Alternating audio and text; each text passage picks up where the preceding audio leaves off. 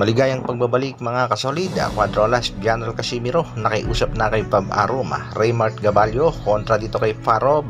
14 na Pinoy na pala ang biniktima nito nga si Farob. Pagre-retiro ni Shakur Stevenson, pinabulaanan ni Bob Arum. Yan ang ating pag-uusapan. Para sa ating unang balita mga kasolida, pangbato natin sa Raymart Gabalyo na ang huling laban ay kontra nga dito kay Michael Bravo ay muli magbabalik sa ibabaw ng lona kontra sa knockout artist ng Thailand. Ito nga ay si Pai Farob na may kartatang 35 wins, 27 knockouts, meron na 3 talo. 40 years old na nga ito sa kasalukuyan at may tangkad na 5'3.5" lamang. May knockout power 77.14%. At sa katunayan nga mga kasolid ay 14 na Pinoy boxers na ang tinalo nitong si Farob. Ang kanilang bakbakan ay maganap ngayong February 13 dito sa Pasay, Manila. Ang ating pangbatong si Gabalyo ay may kartatang 26 win, 21 knockouts, may 1 talo, 27 years of age, 5'6" ang height at may habang 68 inches. Matapos nga makatikim ng unang talo dito kay Nonito Donaire Jr. ay nakapagtala naman ng 2 panalo kontra sa ating 2 pang kababayan. At sa pinakahuling laban nga nito mga kasolid ay kontra dito kay Michael Bravo. Bagamat nanalo itong si Raymart Gabalyo via split decision ay marami ang nagsasabi nga tila talo pa nga itong si Raymart Gabalyo kung hindi lang na point deduction itong si Michael Bravo. Panoorin natin mga kasolid ang konting highlights ng kanilang naging bakbakan na kung saan ay talagang nahirapan dito itong si Raymart Gabalyo dahil nagkaroon nga ito ng 2 cut sa kilay. At mapapansin din natin mga kasolid na magaling din counter puncher itong si Michael Bravo kaya nahirapan din talaga itong si Raymart Gabalyo. Pagkatapos nga ng kanilang naging laban ay marami pa rin ang nagsasabi at naniniwala nga dapat daw ay tabla ang naging resulta ng bakbakan or either panalo pa nga sana itong si Bravo.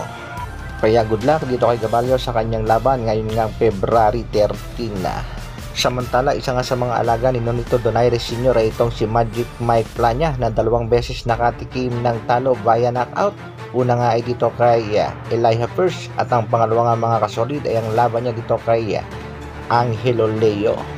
Marami nga mga boxing fans ang nagsasabi nga medyo may pagka-relax itong si Magic Mike Plania sa pakikipagbakbakan kaya nang tinamaan siya na isang solido sa kanyang katawan bagsak itong si Plania. Pagkatapos niyang matalo dito kay Angelo Leo ay nagbigay naman ng komento itong si Rachel Donaire at sinabi nga nito nga tila karma ito kay Nonito Donaire Sr. Yan nga ay matapos magprediksyon itong si Sr. na mananockout daw itong si Nonito Donaire Jr. sa kanyang laban kontra dito kay Alexandro Santiago. At ang kanya nga daw prediksyon ay tila bumalik sa kanyang mga alaga. Yan nga yan sa laban itong si Magic Mike Plania at sana nga ay huwag mangyari ito kay Raymart Gabalyo. Alam naman nating target ni Gabalyo na manalo sa bakbakan at makaharap na itong si Jason Moloney ang kasalukuyang WBO Bantamweight Champion. Bob Arum, binigyang dinaw na nga ang patungkol sa sinasabi nga nitong si Shakur Stevenson na tuluyan na siyang magre-retiro sa larangan ng boxing sports at magpo-focus na nga lang daw siya sa pagtuturo ng boxing. Isa sa tinitingnan dahilan dito mga kasolid ay nagtampo nga itong si Shakur Stevenson matapos hindi makuha agad ang laban kontra nga dito kay Emmanuel Navarrete. Ayon naman kay Eddie Hearn, he's mourning because the WBA have ordered Navarrete and Berinchyk. This is rules of boxing. Ang kasalukuyang plano nga ng kampo nitong si Emmanuel Navarrete ay lumaban sa bakanting WBO ng lightweight division against Denis Berinchyk. Heto naman mga kasolid ang naging pahayag nitong si Bob Arum ng Top Rank Promotion.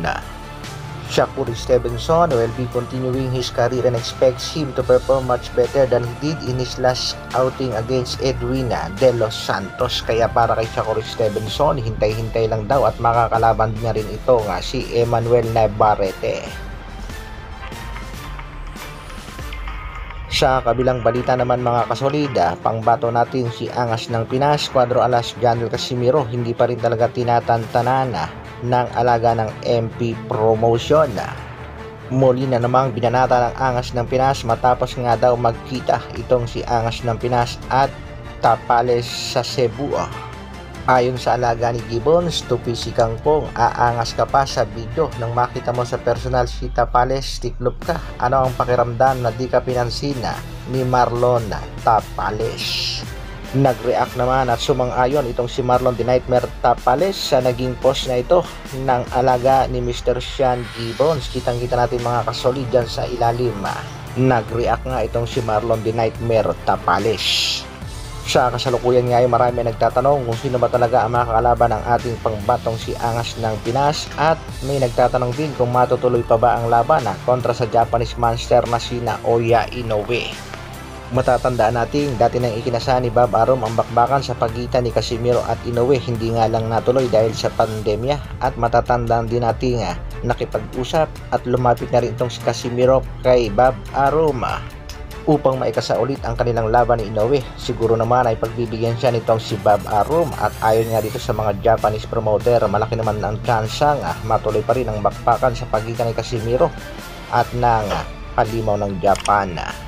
Kaya hintay-hintay lang tayo mga kasolid sa mga latest na kaganapan at update ng Treasure Boxing promotion sa ating nag-iisang angas ng Pinas, Cuadro Alas, Jander Casimiro. Hanggang dito na lang muna mga kasolid. Maraming salamat sa patuloy na pagsuporta at panonood. Isang like naman dyan. Mabuhay, Dr. Alvin Vlogs. Brah.